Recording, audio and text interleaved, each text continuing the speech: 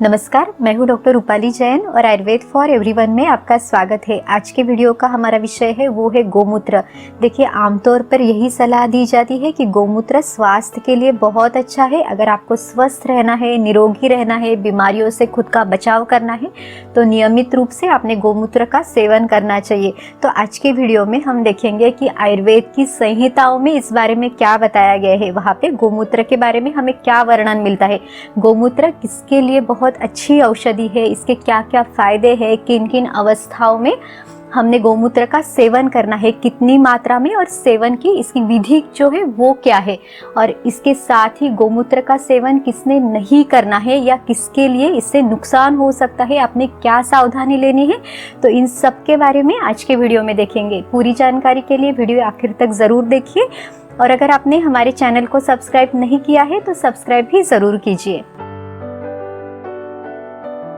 वाग्भट ऋषि ने अष्टांग हृदय इस ग्रंथ के सूत्र स्थान के 5वें अध्याय में मूत्र वर्ग का वर्णन किया है। तो इसमें उन्होंने 8 प्रकार के मूत्र बताए हुए हैं। इसमें गाय का, बकरी का, भेड़ी का, महिषी का और इसके साथ ही घोड़ा, ऊंट, गधा, हाथी, इन सभी मूत्र का वर्णन किया है। तो इसमें से जो 4 प्रकार है वो पुरुष जाति के प्राणियों का मूत्र है और 4 जो है वो स्त्री जाति के प्राणियों का मूत्र है। इसमें भी उन्होंने बताया है कि जो गोमूत्र है यानी गाय का जो मूत्र है वो सबसे श्रेष्ठ है। वाग्भट ऋषि ने सभी प्रकार के मूत्र के सामान्य गुण भी बताए हैं। वो कहते हैं पित्तलम रुक्ष तीक्ष्णोष्णम लवणानुरसम कटुः। पित्तलम यानी ये जो सभी प्रकार के मूत्र है ये पित्तलम यानी पित्त को बढ़ाने वाले हैं।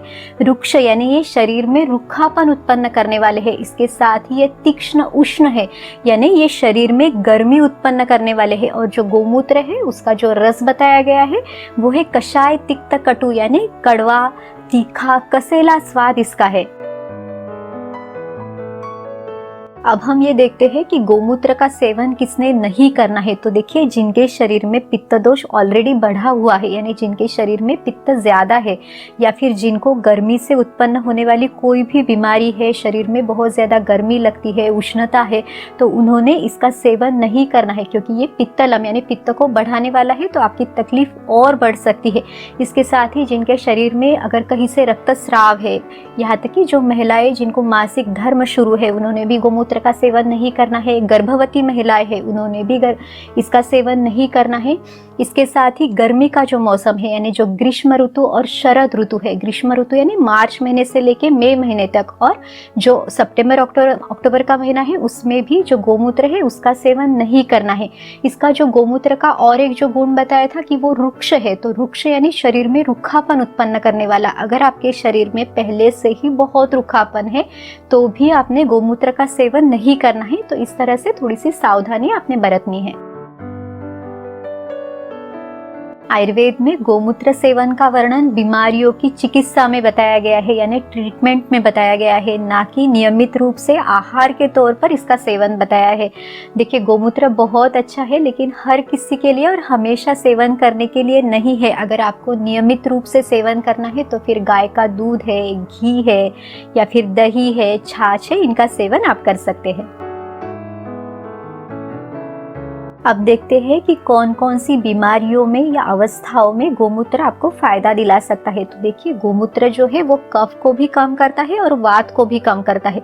तो जिनके शरीर में कफ दोष के विकृत होने से या बढ़ने से उत्पन्न कोई बीमारी है या फिर वात के बढ़ने से अगर कोई बीमारी है तो उनके लिए ये सहायक हो सकता है। अब आयुर्वेद में कफ के विकृत होने से जो बीमारियां बताई है वो 20 प्रकार की बीमारियां बताई है और वात दोष के कारण 80 प्रकार की बीमारियां बताई है। तो इनमें गोमूत्र का प्रयोग किया जा सकता है। जिनके शरीर में कफ दोष बढ़ा हुआ है, जिनका वजन ज्यादा है, मोटापा है, जिनका कोलेस्ट्रॉल लेवल ज्यादा है या फिर जिनके शरीर में ब्लॉकेजेस है या फिर शरीर में कहीं पे गांठें है, स्वेलिंग है या फिर सिस्टिक स्वेलिंग है, तो उन लोगों में गोमूत्र के फायदे मिल सकते हैं। इसी के साथ जो गोमूत्र है वो दीपन, पाचन, मलभेदक, कृमिघ्न बताया गया है। तो जिनको भूख ठीक से नहीं लगती, जिनको जठराग्नि को बढ़ाना है या जिनको उनके पेट में बहुत ज्यादा फूलापन या गैसेस लगती है, ब्लोटिंग रहता है तो वो लोग भी गोमूत्र का सेवन कर सकते हैं। इसके साथ ही जिनको पेट में कीड़े यानी वर्म्स है वो लोग भी गोमूत्र ले सकते हैं। इसके साथ ही उदर रोग यानी जैसे फिर असाइटिस है उसमें भी गोमूत्र का सेवन फायदेमंद है। इसके साथ ही अर्श यानी जो जिनको बवासीर की तकलीफ है वो भी गोमूत्र का सेवन कर सकते हैं। सिर्फ अगर आपको बवासीर में अगर आपको खून गिरता है तो आपने गोमूत्र का सेवन नहीं करना है। अगर किसी को शरीर में बहुत ज़्यादा दर्द है तो वो लोग भी गोमूत्र ले सकते हैं। गोमूत्र वात को कम करता है और जब वात का शमन हो जाता है तो दर्द भी कम होता है। यहाँ तक कि काफ़ी सारी स्किन डिसीजेस में यानी त्वचा विकारों में भी गोमूत्र का सेवन किया जा सकता है। जैसे श्वित्र है यानी सफ़ेद दाग है तो इसमें भी गोमूत्र लिया जा सकता है। या फिर कुष्ठ है यानी त्वचा से संबंधित बहुत सारी बीमारियाँ, खास करके जो कफ दोष और वात के विकृत होने के कारण अगर शरीर में कहीं त्वचा विकार है तो भी गोमूत्र का सेवन किया जा सकता है। इसके साथ ही पांडु रोग यानी एनीमिया, जिनके शरीर में खून की कमी है तो वो लोग भी गोमूत्र का सेवन कर सकते हैं। खास करके अगर खून की कमी है और उसके कारण शरीर में अगर सूजन है, स्वेलिंग है, इडिमा है तो गोमूत्र का सेवन आपको फायदा दिला सकता है। काफ़ी सारे मानसिक विकारों में भी गोमूत्र आप ले सकते हैं। जैसे फिर डिप्रेशन है या आयुर्वेद में उन्माद अपस्मार व्याधि बताए हैं तो इसमें भी गोमूत्र दिया जा सकता है, जिसमें ब्रेन से संबंधित कोई विकार है और तीक्ष्ण गुणयुक्त औषधि की आवश्यकता है, तब गोमूत्र का सेवन किया जा सकता है। तो इस तरह से आयुर्वेद में गोमूत्र के बहुत सारे फायदे बताए हैं, लेकिन ये सारे फायदे डिसीजेस की ट्रीटमेंट में बताए गए हैं। कहीं पे भी आहार के तौर पे नियमित रूप से लेने के लिए नहीं बताया है। आयुर्वेद में कहीं भी ये नहीं बताया है कि हमें गोमूत्र का सेवन नियमित तौर पे करना है। तो इस बात का हमें ज़रूर ध्यान रखना है। अगर आपको स्वस्थ रहने के लिए, हेल्दी रहने के लिए अगर कुछ लेना है या फिर कुछ चीज़ों पर अमल करना है तो आयुर्वेद में दिनचर्या बताई है, ऋतुचर्या बताई है, रसायन चिकित्सा बताई है। अगर आपको नियमित रूप से करना है तो आपको इनसे मदद मिल सकती है। आयुर्वेद में बहुत सारी औषधियों के निर्माण में यानी औषधियाँ बनाते समय गोमूत्र का इस्तेमाल किया जाता है। इसके साथ ही कुछ भस्मों की शुद्धिकरण प्रक्रिया में भी गोमूत्र इस्तेमाल किया जाता है। यहाँ तक कि जो आयुर्वेदिक पंचकर्म चिकित्सा है उसमें जो बस्ती चिकित्सा है उसमें भी गोमूत्र का काफ़ी बार व्याधि के अनुसार इस्तेमाल किया जाता है।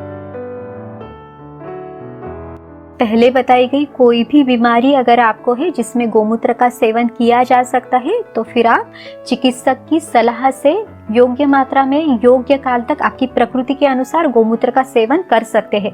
इसमें भी गोमूत्र का जो सेवन है वो बहुत ही कम मात्रा में करना है ताकि आपको इसके फायदे तो मिल सके लेकिन आपको नुकसान न हो। गोमूत्र को हमेशा आप ज़्यादा से ज़्यादा 20 या 25 ml तक ले सकते हैं। बहुत ज़्यादा मात्रा में लेने की ज़रूरत नहीं है। हो सके तो गोमूत्र हमेशा फ्रेश जो निकाला हुआ है उसका सेवन आप करें। उसमें भी देसी गाय का जो गोमूत्र है उसका सेवन करें। और ये जो गोमूत्र है इसको 7 बार अच्छे से छान के यानी सूती कपड़े से छान के फिर उसका इस्तेमाल करना है।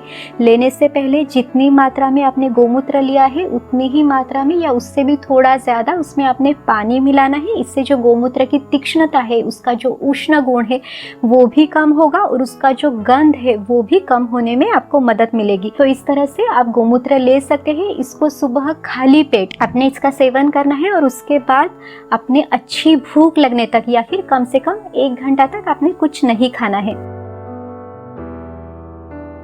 अगर आपको फ्रेश गोमूत्र नहीं मिलता तो फिर आप गोमूत्र अर्क का भी सेवन कर सकते हैं। इसे भी बहुत ही कम मात्रा में और डाइल्यूट करके ले। इसमें सबसे अच्छी बात यह है कि अगर आप आयुर्वेद चिकित्सक की सलाह से लेंगे तो आपको इसके पूरे फायदे मिलेंगे। अगर आप छोटे बच्चों को गोमूत्र दे रहे हैं तो उनमें भी बहुत ज़्यादा सावधानी के साथ देना ज़रूरी है। तो इस तरह से आज के वीडियो में हमने देखा कि गोमूत्र एक बहुत अच्छी दवा है, लेकिन इसके पूरे फायदे मिलने के लिए इसे सही मात्रा में और सही तरीके से सेवन करना बहुत ज़रूरी है। अगर आपको ये वीडियो अच्छा लगा तो लाइक और शेयर कीजिए और अगर आपने हमारे चैनल को सब्सक्राइब नहीं किया है तो सब्सक्राइब भी ज़रूर कीजिए। फिर मिलेंगे अगले वीडियो में। आयुर्वेद को अपनाइए, स्वस्थ रहिए। नमस्कार।